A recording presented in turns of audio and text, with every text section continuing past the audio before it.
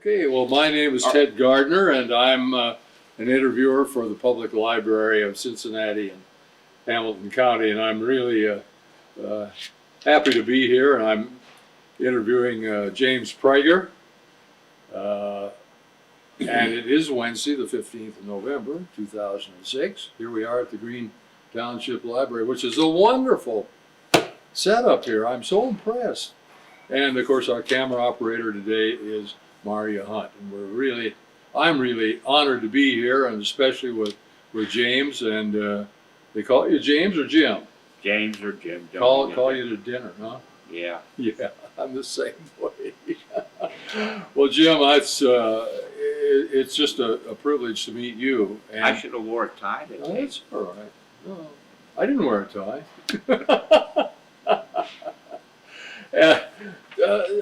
Let's start out with where were you born, Jim? Cincinnati, Ohio. Right here on the west side? No, down in Mohawk. Oh, for heaven's sake. Just north of Over the Rhine. Yeah, part of it. Boy, that's... I made Carl Linder a billionaire. He had an ice cream store down there. For heaven's sake. And I ate a lot of ice cream. I'll be darned. 3 dips for a nickel. I remember those days. When were you born? October the 27th, 1924. 1924. Boy, that's just... 82. You're 82 and you're in fine fettle. I can tell that right away. Well, I got 4 bypasses done on the heart. Oh, well, you got another 15 or 20 years. I I don't know. Where did you go to school, Jim? Start out. I went to Heberly School on Freeman Avenue when it was a brand new school. They built it in 1931. They had grades 1 to 6 there. Yeah. And after I finished the 6th grade, I went right up a block up the street at Bank and Bay Miller, Bloom Junior High School. Lafayette Bloom Junior High. And they had paddles back then. And they could lift you off the floor with them. I know. And then I left Bloom and went to Hughes High School in the 9th, 10th, and 11th, and 12th grade. Right up there at the top of the hill. Right. And I graduated from Hughes on June the 16th, 1943. But 3 of us left on June the 3rd, 43. We got our diplomas, but we didn't get to stay for graduation. We went to Fort Thomas. How about that? And all 3 of us got on a bus, or not a bus, a train that night down in Newport, and we headed south. And after, I think we were on that train 24 hours, we got off of it at Biloxi, Mississippi, at Keesler Field for base training. Air Force. Basic training. Air Corps. Air Corps. Wonderful base down there. Well, just before we go beyond that, tell me a little bit about your family. Well, the Pragars. My grandmother and grandfather had a big farm right down the road on Pounder Road. Like 80 acres, and they owned both sides of the road. And I got my oldest daughter lives out there and raised her family. But anyway, back when I was a kid, I milked cows for my grandma.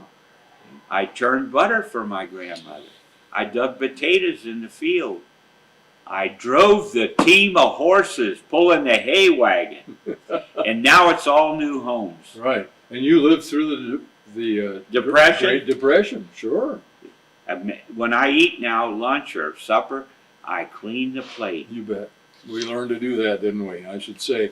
Well, that's really interesting. I am not a born Cincinnatian, so. Where are you from? Well, I'm from Oregon originally, of all places. They run you out of Oregon? Yeah, they did. And but I've been in Cincinnati for oh my gosh, 51 years. What brought you here? Well, I was in the wood products industry, and that's a long story. But we're here to find out about you. I haven't been arrested. I haven't been incarcerated, so you can. Well, I have. Well, I won't tell you about it. I'm sure you put a few in too yourself. So there, right out of high school, you went into the Air Corps. Right. The other 2 young men that went in with me all three of us wound up going through the Army Air Corps pilot school, and both of them got killed. Oh, really? Oh my gosh. Now, here we are, C-47. That made the airlines what they are today. That's the right. old DC-3. Old DC-3, Douglas. I had flying in Korea, I had a hole in the wing out here in the end. Uh-huh. That big around, bigger than a wash tub. Good. And if it had hit back in here where the gas tanks were, I wouldn't be here. You've been all over. You've been all over. But that is very significant, what you said about that, to have that kind of demolition in part of the plane. She could still fly. Yeah. You could fly her. Oh, I almost That flew was a stable aircraft. I flew 100 missions in Korea in that plane. 100 missions. And I got Goodness. them in. I got them in 8 months, and I was back in the States in February of '52. And then I kept flying a plane just like this, which was a hospital plane. And I landed, I don't know how many times, up at Andrews Air Force Base in Washington, and stayed overnight and would leave the next morning. And I never got in to see the Capitol. Oh, for heaven's sake. By the way, have you been to Washington since?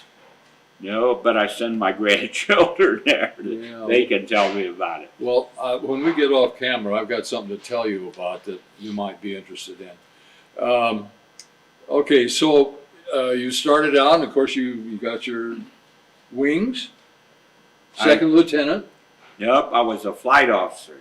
flight officer. It was like a warrant officer. Oh, right.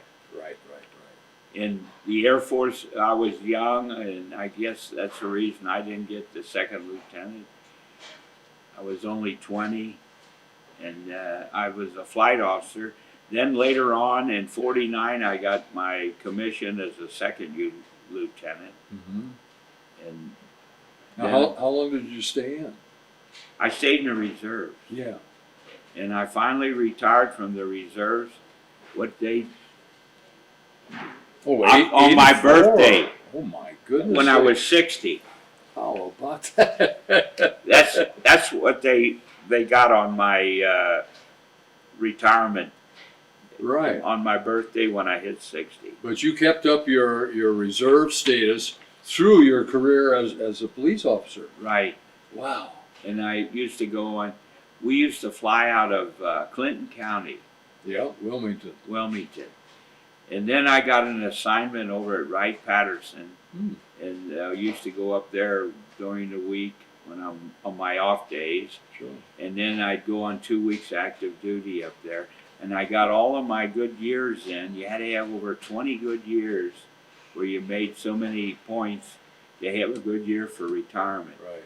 So when I retired as a major, like at 60, I started to collect my pension. Well, that is something. Now, let's go back a little bit. You were in, where were you in World War II? Were you outside of the country before you? No, after I graduated from pilot school, I wound up with an assignment at San Marcos, Texas, where they trained navigators. Okay. It was 30 miles south of Austin, the capital. All right. And we would fly navigators around that were going through navigation school. And one time they got me lost. Navigators aren't supposed to do that. But I found where I was, and I got the plane on the ground. Now, Anyway, on Veterans, on Victory in Japan, yeah. in September of '45, I was in the Officers Club up at Bergstrom Field in Austin, Texas, celebrating. How about that? Well, that was a happy, happy time, of course. Then, for heaven's sakes, then I stayed in the you reserve. stayed in reserve, and they sent you to Korea. I got recalled on April the 1st, 1951. And they busted up our wing, and we all went in different directions. And I wound up going to Korea in July. And we got on a troop ship out in San Francisco. And that troop ship was the General Pope. I've heard of that one, yeah. It was a big one. and we went up underneath the Golden Gate Bridge, and we went up along the coast, and we docked at. It took us 2 days to go up to Seattle, and we took on more troops in Seattle. And when we left Seattle, they had 5,000 troops on that troop ship. A floating city. Yeah. Oh my God. And we went the northern route, and I could look out and see the Aleutian Islands, and we docked in Yokohama. And then we got on a train in Tokyo, and we went all the way down to the southernmost southwest island of Japan. I think it was Ashia, where we finally flew out of over to Seoul, Korea. But we were on a train like 24 hours going down to the big island of Japan. For heaven's sake. Well, what an experience. You must have been kind of excited about this time, weren't you? How did you feel about things? Hey, I was young and single, and I didn't worry about nothing. And of course, we all... I left the police department when I got recalled to go back to Korea. Oh, you did. How about that? So you were, let's see, in Korea in 51, you were 25? Let's see, you were 50. born in 44. 24. 24. Yeah, I was 25. 27. You were 27. Yeah. Okay. Well, you certainly had, by that time, of course, you'd certainly had a lot of experience, and you had some longevity. And well, I'll tell you one more thing. Before I went on the Cincinnati Police Department, I was a deputy sheriff for Dan Tehan for almost 2 years. Remember Dan? Sure, I do. He was a great guy. I'll tell you a little history about Dan. He's got a grandson who is famous now. His name is Joe Dieters. Oh, that's Dan Tehan's grandson. Is that so? I'll be darned. And I'll tell you a little more history about Joe Dieters. He married Judge Sylvia Hendon's daughter. I know everything. Being a cop, I'm nosy. Well, of course. Well, of course. Well, you're paid to do that, and you're trained to be very, very... They used to call me Mr. Questions. I asked a lot of questions. Did they ever call you Snoopy? Yes. No. Okay, so... hey, let me tell you about a man who was assistant police chief. He's also a lawyer. He was also the U.S. Marshal. I think he lives up here in Westwood. Elmer Reese. He's 89. I know Colonel Elmer Reese. Well, Elmer Reese, wonderful guy. Elmer Reese and I went up to Wright-Patterson Saturday morning at 9:30. He drove up, and I sat there nervous, and I drove his car back. Elmer's a great guy. He was with Patton over in Germany. Third Army. Yes, sir. And his wife is from England. And she's a charmer. And I told her, I said, you know why Elmer married you? Because you're such a good secretary. Elmer's 89.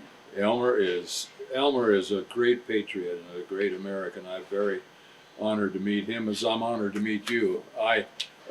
Tell me a little bit about getting into Korea as an active Air Force officer. Well, I met some older guys. What time of the year did you get there? For what was the in weather July? like? The weather's just like Cincinnati. Just like Cincinnati. It's hot in the summertime and the river freezes over in the winter. Yeah. Exactly the same climate. Same way. Yeah. And I was right at Seoul, across from a little town called Yongdong-po on the other side of the river. And I met a Korean there who was the police chief of that Yongdong-po, and his name was Parks. I had a picture of him somewhere at home, him and I standing together. Later on, Parks became president of South Korea after I came home. Park. Sure, President Park. I remember that. And then he got assassinated back in about 1962. But boy, he was really a politician. Old Parks. That must be something. Now here, this is a wonderful picture of you. I was thin then, wasn't I? Well, look at you. This is a general giving me the distinguished, Okay, this is a wonderful picture. the distinguished flying cross. Oh, you got the DFC. Yeah. Did you get more than one? No, just one, Just and one? I got 5 air medals. 5 air medals. That is a very, very wonderful accomplishment. Of course, the DFC is a very high-ranking medal. As a matter of fact, I've looked it up. I should have got a Purple Heart, and I didn't put in for it. You didn't? Put I it? cut my head getting out of that plane in a hurry. Well, I looked it up, and I think I'm right on this. I think the DFC is the 8th highest medal. I think it is. Distinguished Flying Cross. This is really something. Yeah. I had a friend who was in the CBI. You know what that is? Here's the. Flew the hump. Here's the. Oh, here you are. There's the Distinguished Flying Cross. Oh my goodness, yes. Isn't that marvelous? This is truly a great honor, and very hard earned, and very highly deserved. They didn't hand these out. Higgledy-piggledy. Oh, one of those Marines told me they gave them out in Cracker Jack boxes. Oh yeah, sure. You know the Marines. That's something. Hey, and his name That's was something Gardner. Well, that's something else. You know, the Marines, God bless them, and they are so proud. Hey, did I ever tell you the time I talked to a 2-star Marine general? Oh my gosh. This is going back about 8 or 9 years ago. They dedicated the monument up in Dayton, Ohio, for the Korean War veterans from Ohio. And this 2-star Marine general was there and gave the speech. And after he finished his speech, I said, "Tell me, General," I went over and talked to him personally, "do Marines lie?" And he said, "Oh, no, never." I said, "Well, I know a Marine. He lied about his age. He was only 16. He says, "Oh, that's okay." That's right. And this Marine was named Gardner. Good heavens. He was on the homicide squad for 18 years Is in that Cincinnati. right? Yeah. Well, that your connections with different people in your long line of service is very impressive, and I'm sure you've met a lot of interesting characters. You started flying out of Seoul, did you? Yes, That was your base. that was my base. We lived in a Quonset hut. Yeah. And if I remember right, we had 12 officers living in this one Quonset hut. We only had that much space in our bed and everything.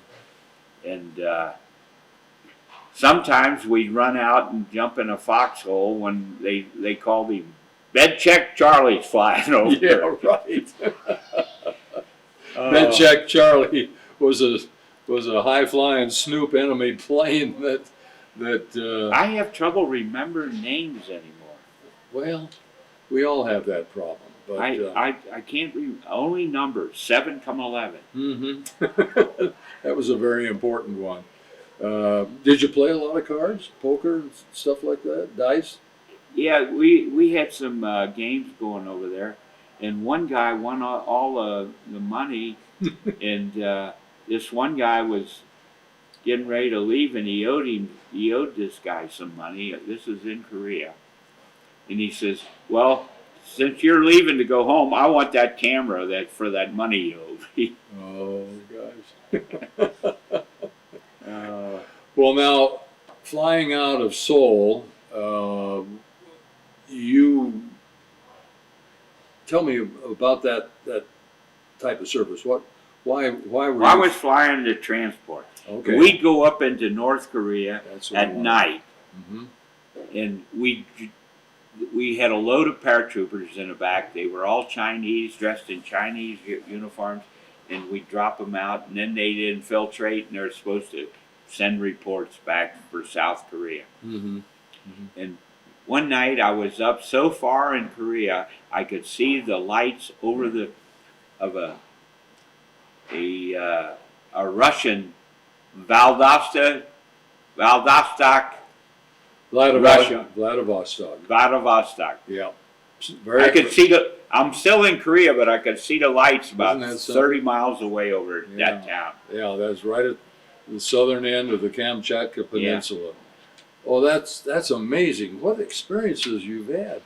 Did you have any feelings at the time of Now, fear or tension or anything like that? the day that I got that huge hole in the wing of the Yeah. plane, I was flying in the daytime up over one of their main headquarters in North Korea. And we had a loudspeaker on the bottom of the plane.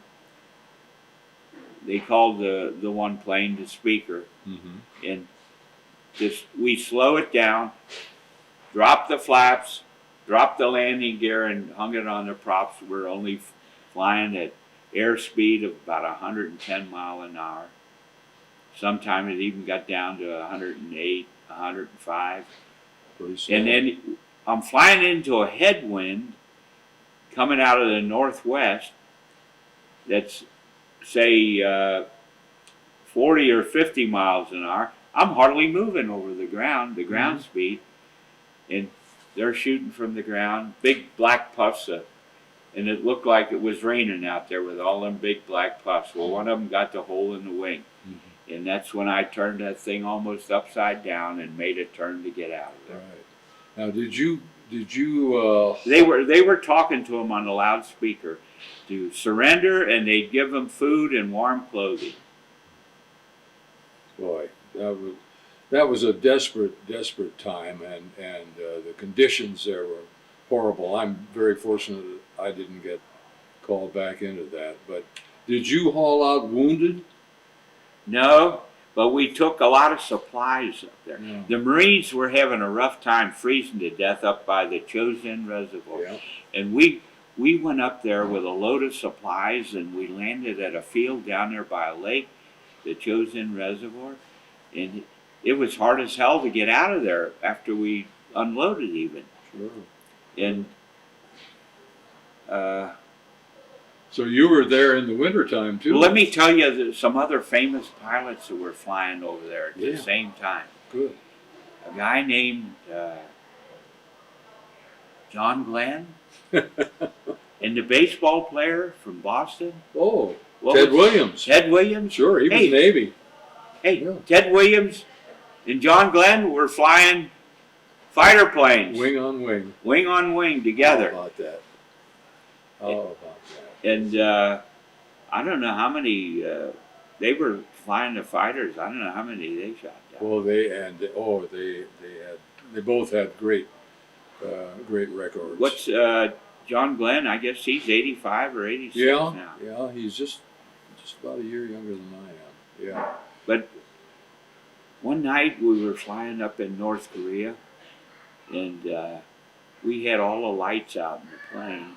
It's at night, and I see a plane go flying by us. They didn't spot us, but I spotted him. It wasn't one of ours.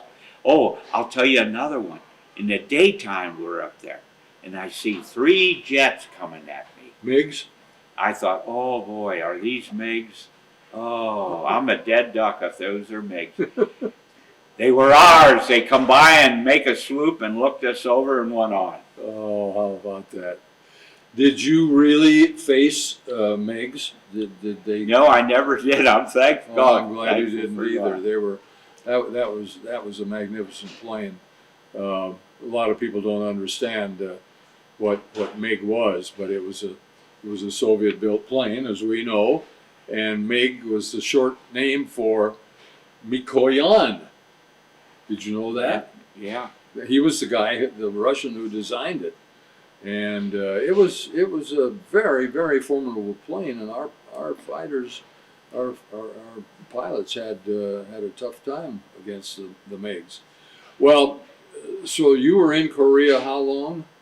I got back in the States in February, Oh, and then I got captured. My wife tripped me, and I couldn't get away. Oh, deadly. We've been married 54 years now. Okay. We have 4 daughters. I'm broke now. Every wedding got bigger. Each daughter tried to outdo the other one. So when you got back from the Far East, did you come back on a transport too? Hey, they had contracts with an airline to fly us back. Oh, And I flew out of Tokyo, and I think we landed at Guam, and they refueled, and then we come into Honolulu, right. and I went and got on a telephone right away and called up a friend of mine that was stationed there. He was a captain, Yarborough, and I called him up, and he comes rushing over there, and he says, "You got to come over and see my wife and say hello to her." And I get in his car with him, and I leave and go over to his house. And when I come back, my plane, the contracted plane I was coming home on, was gone, and all my luggage is on it. Oh, for heavens! So now I got to hitchhike a ride, and I get on one of our Air Force planes, and they were prop driven back in those days. Mm-hmm. They weren't fast jets, No. and I got on a plane.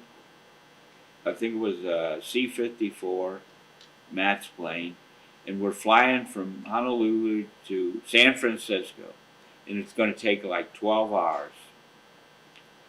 And we're out about 4 or 5 hours. And I thought I could smell gasoline. They were losing fuel.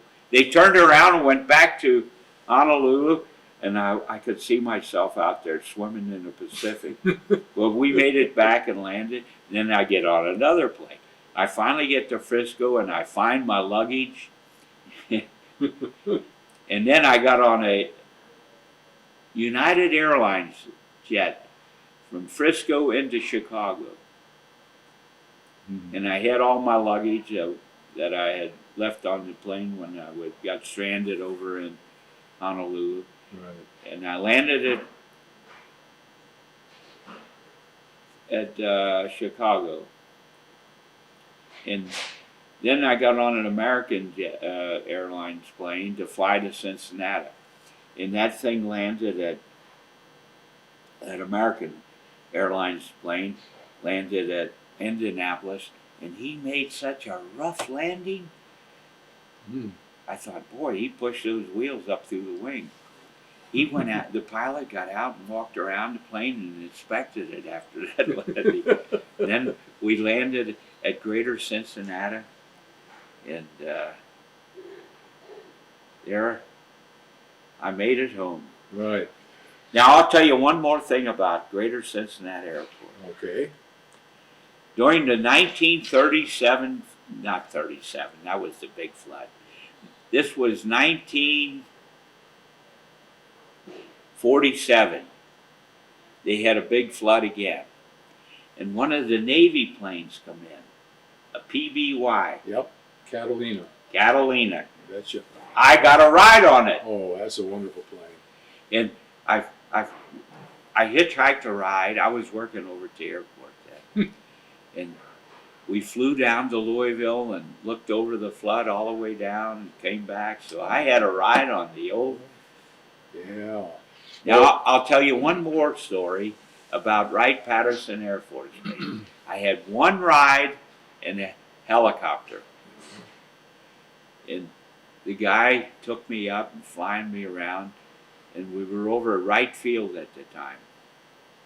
And he pulls the throttles and cuts it. We dropped like a rock. He was trying to scare me to death. See, Sure. he was. And as soon as we got close to the ground, he put the power on, and we were there close to the ground. Well, it's quite different flying in a helicopter. Yeah. Oh, it's a different experience. I know I've had that experience too. Well, this is a wonderful picture of you here, Jim, in your dress blue uniform. My wife bought me this uniform in 1999. Wow. It's a dress uniform of the Air Force Yeah. where they would go to formal affairs Oh, and yeah. wear tuxedos. Sure, black tie, you betcha. Now, you've got, can you see this? How's that? Up. Well, this looks like you yesterday or today. a young retired major. Now, which one is the Flying Cross, the Distinguished Flying Cross? That's this one here, isn't it, in the middle? Or is that this one over here? Here's the ribbon. I can see the blue and white ribbon. I know that's that's the DFC. Yeah. But so you've probably got a Korean ribbon. That's there, a Korean ribbon. Yeah, that's thought. a Korean one. Yeah, that's what I thought. That's what I thought. And I was gonna bring double. I was gonna bring another big one, and it's so big, and it's that thick, and it's got all my medals in it. And I didn't want to take it off the wall. And my daughters went and had that frame for me with all the medals and everything. Well, that's a wonderful, wonderful. And there's a picture of me in there when I was a flight officer in 1944. How about that? Well, you were a youngster in 1944. Yeah. My gosh, Yeah. you were only I was 20 only years old. 20 years old when I 20 years graduated old. from pilot school. Well, that's just wonderful. And again, I've read about the Korean War. I've talked to men such as you who have served over there, Air Force, Army, Navy, Marines, and it was kind of a sad time in our history because it was a prelude to Vietnam, and also we were trying to be good neighbors and being under the aegis of the United Nations. Yes. And they didn't know their elbow from their little finger, how to conduct things. Did you encounter any foreign troops over there? Allies like the Turks or anybody like that? No, I remember meeting some Greeks over there. Oh, Greeks? Yeah. Yeah, great. The Greeks had a lot of them over there. Yes, they did. Yes, they did. Well, we had a lot of allies at that time, and of course And where I was stationed at K-16 by Seoul, it was the headquarters for the 5th Air Force. Mm-hmm. And the generals had offices in town. They say if I'd go back to Korea now, I wouldn't recognize Seoul. It's a big modern city. Oh, yeah. But anyway, the generals would come out there, and one of the generals, they had an old B-17 over there. And one of the pilots in my Quonset hut, he used to fly the general around. And they took the ones with more experience, older, that I didn't get the job. And I flew with an older pilot who wanted me to fly as co-pilot for him. And he had been in the Air Force a long time. But anyway, let me tell you about this B-17 the general had. Up in the nose where the bombardier would be, the general had a big lounging chair. And when they flew him around, he could sit in that nose and look out all over everything. Like a king. Yeah. Well, that was beginning to be quite a change from the World War II days, because you didn't have those cozy environments during World War II. But again, Korea, it was such a kind of a frustrating experience because we never really had a clear-cut victory there. And then with the division of Korea, and we're still there, we've still got 200,000 troops there in South Korea, right across the line. My baby brother, he retired as a captain from the Cincinnati Fire Department. He's 68 now. He got drafted, and he spent 18 months in Korea up on the line in 1961 or 2, I think it was, when he was over there. Mm-hmm. Well, I know that's one of those unfinished chapters in history, and I don't know what's going to ever be the outcome of it. We still have troops in Germany, my goodness sakes. Oh, I didn't get to go to Germany. I didn't either. I think I had When I went in the Army Air Corps in World War II, I had to have 3 letters of recommendation. And I had one of them signed by William Goering. And they must have thought he was a cousin to Herman Goering over there. Gosh. Good old German Cincinnati name. Well, Albert Goering and William Goering owned a big plant down in the West End. Ideal Packing Company. They Oh yeah, sure. cattle, not cattle, pigs, hams, all the sausage and everything. Sure, sure. I wonder if they're related to if our county treasurer Robert Goering is That's related to him. That's Bill Goering, the old one that wrote my letter of recommendation. How about That's his grandson? grandson. How about that? Well, Jim, this has just been a wonderful experience talking with you. You have a spirit that is just indomitable, I can tell. Oh, I'll tell you another thing I just thought about. Okay. When I came back from Korea and I'm flying the hospital plane, they wanted me to get a top secret clearance. Mm-hmm. And I got a top secret clearance, and I also got a passport in case they'd want to send me out of the country. Sure. But anyway, when you get that top secret, they had the FBI investigate me and go and talk to people that knew me and everything. Mm-hmm. And Sure. I got it. Well, I just happened to think about the top secret clearance. yeah. Well, you had a great record, and of course that stood you in good stead for the police department here in Cincinnati. Yeah. Wow. Did you have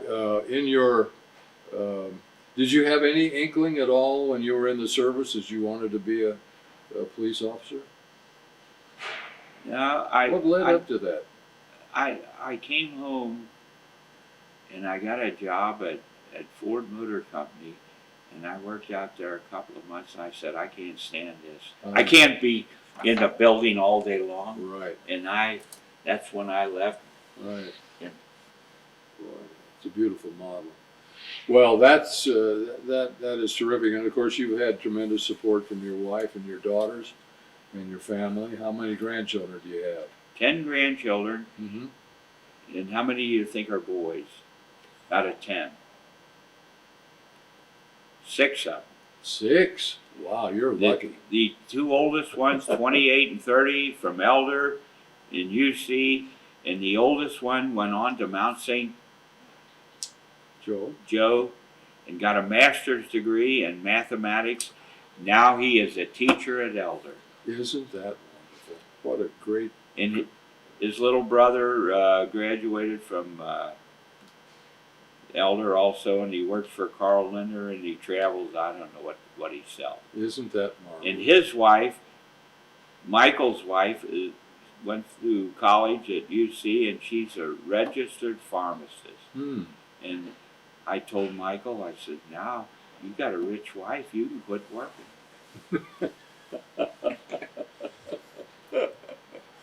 Well, that is a great... Well, let me tell you about the youngest grandson. All right. He wants to beat me up all the time. He works on my planes. Uh-huh. Got the propellers broke off. He's 5 years old.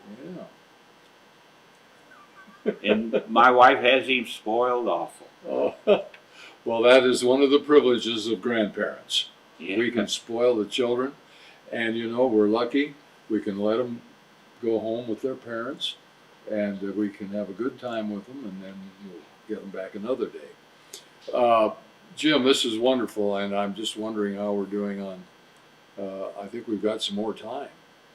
Hey, I try to do some good deeds. Well, I'm sure you do. You've been involved in your community as well. Well, when my good friend Judge Morrissey passed away, he was a colonel when he retired from the Air Force. His wife's ID card was expired, and she was going to get the surviving spouse pension, and I went over to her house and she signed a bunch of papers, and I took them to Wright-Patterson and turned them in for her. Not through the mail, I delivered them right to the office. So, and then she had to get a new ID card Mm-hmm. made. And I told her to call over at the Naval Reserve in Walnut Hills and make an appointment. I said, I'll take you over. And I took her over and got her new ID card made because hers had expired.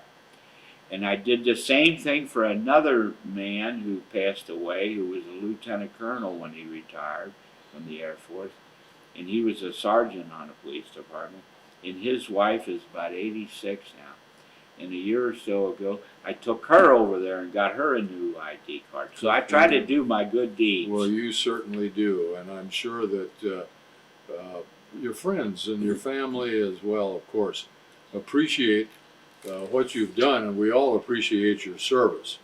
And it's been an outstanding record, and I think we're very, very fortunate to have you still alive and have you as a friend.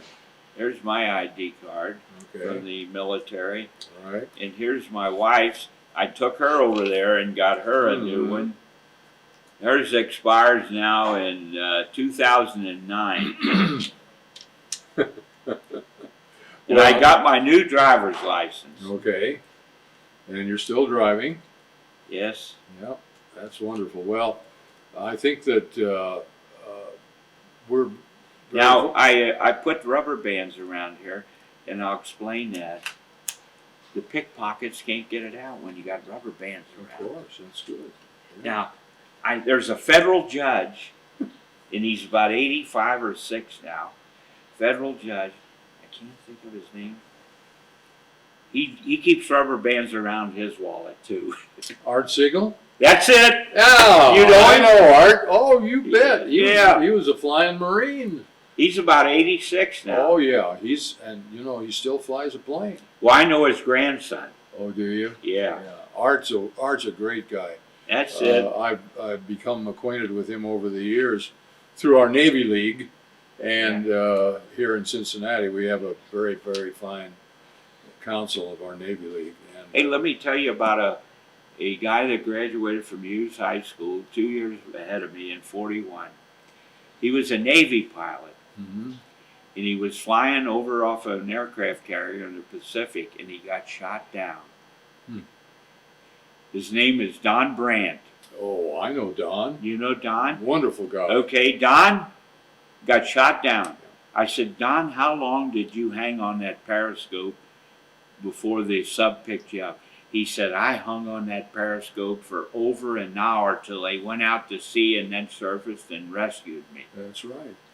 He has a most wonderful story. He was, as you know, he was shot down, and fortunately there was an American sub nearby. Yeah. But it was in shallow water.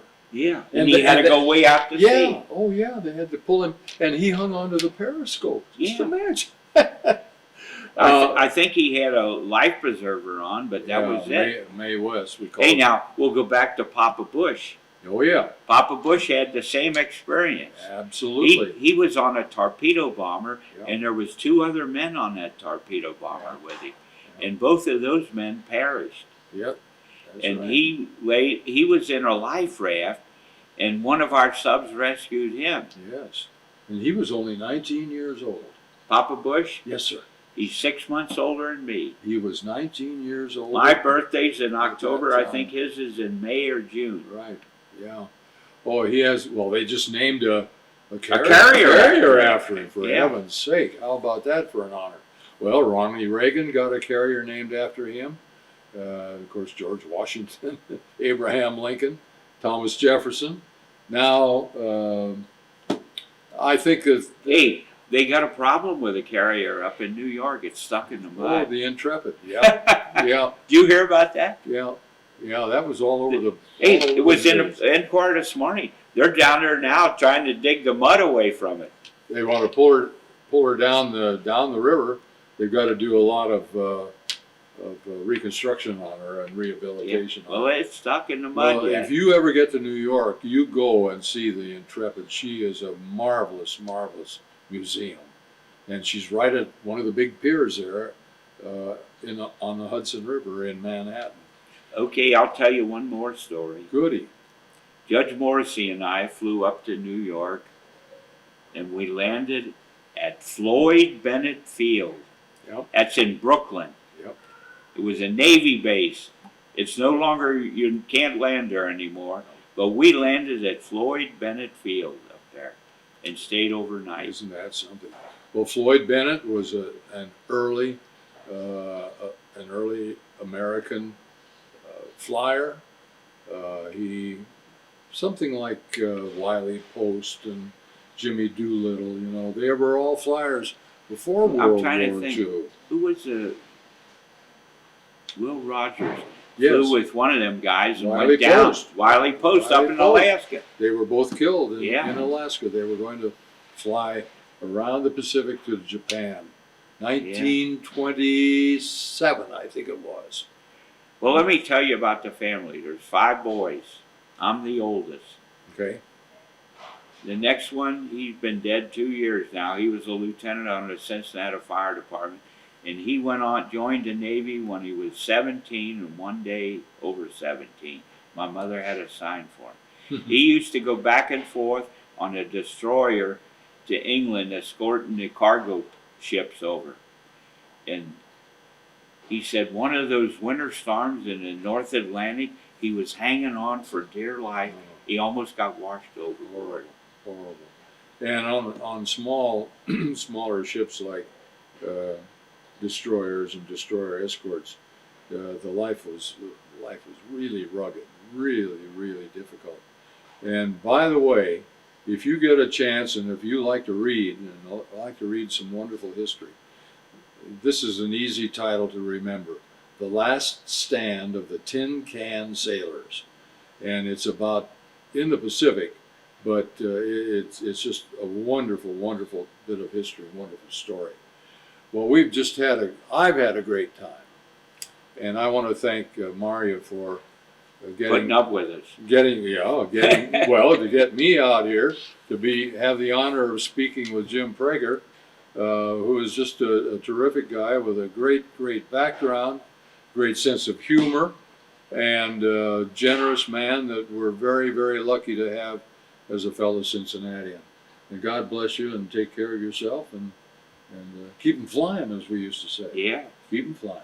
Hey, I asked some of these people, what did your father do in the Air Force?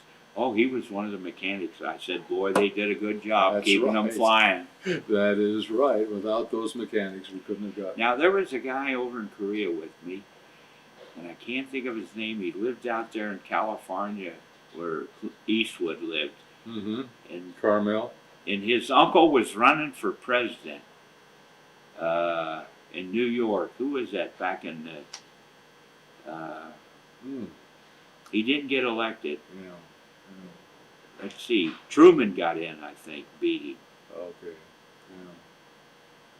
Oh, I know who you mean. He was a governor, I think, in New York. Governor of New York, Tom. Oh, well. I can't Come on, the think of that name. last name. We run. Well, his nephew was over in Korea with me. Yes. Well, I remember that, and remember that's that famous photograph of Dewey. Tom Dewey.